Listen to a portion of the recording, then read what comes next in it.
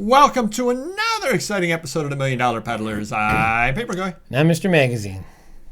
You've been doing this a long time, Mr. Magazine. Mm-hmm. I've been doing it part-time for a long time, and I've just started doing it full-time just over a year now. How difficult is it to make it full-time as a reseller in 2025? I think in any year it's difficult, and I'm going to tell you why. And I tell this to my wife every now and then because she doesn't see behind closed doors what's involved from, to buy an item and then get it sold and shipped and so forth. But I don't think it's very, again, we sell probably over 200 orders a day, so probably 250 items a day, like in a slower season right now. And that's not counting whatnot. Correct. Yeah. No, it is not. It's not. Yeah. But like to me, it's like, I take it for granted, like because that's my day to day. I've been doing that. We've been growing for years and years to get to this point.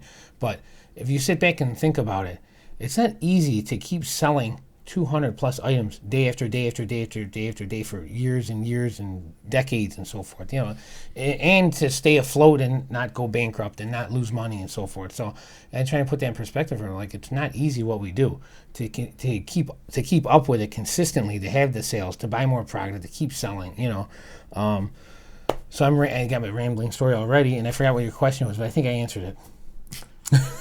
Nice. The reason I bring this up is because Mr. Magazine's good buddy Orlando, Ooh, how's he been doing? From Pure Hustle Podcast, is actually stopping being a full-time reseller. He actually has a job. Okay. And it's been years and years and years since he did that, and he went and got a job.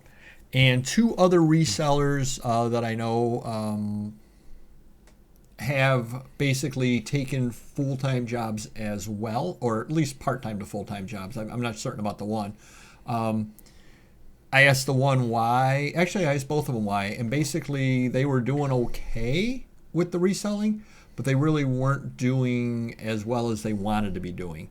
And so now they've got the guaranteed income of the full-time job coming in. And now whatever they're doing reselling is, it's the pin money. They're not relying on it, Yeah, it's the little bonus money, the little extra money. Hey, we want to go on vacation. We got the money for that from the reselling. Mm-hmm. So that is three people who have been doing it for a while that all of a sudden have not been doing it. Now they're going to be getting other jobs for whatever reason. Orlando didn't go too deep into why he was doing it. He was saying he had a passion for what he was, the teaching type job that he was getting into. He had a passion for it. Oh, that's good. Good. Hopefully that's what it is. Hopefully it's not financial. Who knows? Yeah. I gotta imagine though, like most resellers that start out, you build up, your inventory, your reputation, you have all your connections. And you have this level that you're doing on eBay or whatever, and then eBay's crappy, so it goes down. And then, like Orlando, didn't he turn to Whatnot or something at some point? Or he didn't care for Whatnot, but I think a lot of people go towards Whatnot, right? They'll stop eBay, go to Whatnot, or try doing them both. And then as they get to Whatnot, Whatnot's not easy in a sense that I'm lucky because I have not endless inventory, but I have inventory for years. I don't have to worry about keeping up with whatever I'm selling. Where Orlando or whoever else, if they go to Whatnot. It can eat up their inventory very fast. It's hard to rely on it if you can't keep restocking whatever your niche is or something like that. Or, or it may be different things every week, whatever you can buy. Or if you can't buy anything, then you're screwed. You have nothing to sell. So I would think that'd be stress on anyone reselling at that point. Where do you go from here? Could you try eBay and eBay's not working for you? Right. Now you go somewhere else and that's not working. Or it is working for you. Even worse, Whatnot is working for you. And you're doing tremendous sales. Yeah. And you're looking going, what am I going to do? That, that other room was filled with boxes when I started doing this. I've been doing it 4 months. I'm doing really, really well. And there's only 4 boxes left there. And I started with 50 boxes. Yeah, true.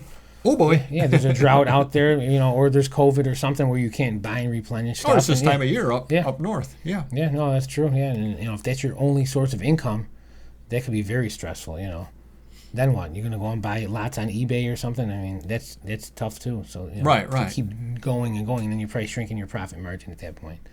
Yeah, I just kind of was wondering. Now, I think that, like you said, I think it is difficult no matter when. I think I am lucky all the way through that I had the day job for as long as I did, and I was, I think the other big advantage that I had was that I knew when I was retiring, which meant that I could plan for it. Right. And I think that's huge.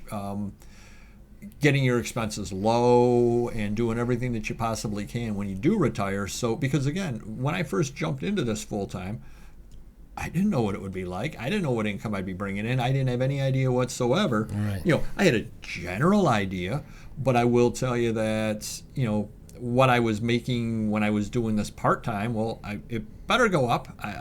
You know, I wouldn't be destitute if it didn't, but it better, because I'm putting all those extra hours into it. And if I sat there and I doubled the amount of time that I was working on the business, and my sales stayed the same, at that point I probably should get a job. Right. Because wait a minute, I'm making the numbers up, but I'm making $2,000 a week in sales doing it part time, and I'm making $2,000 a week doing it full time. Right.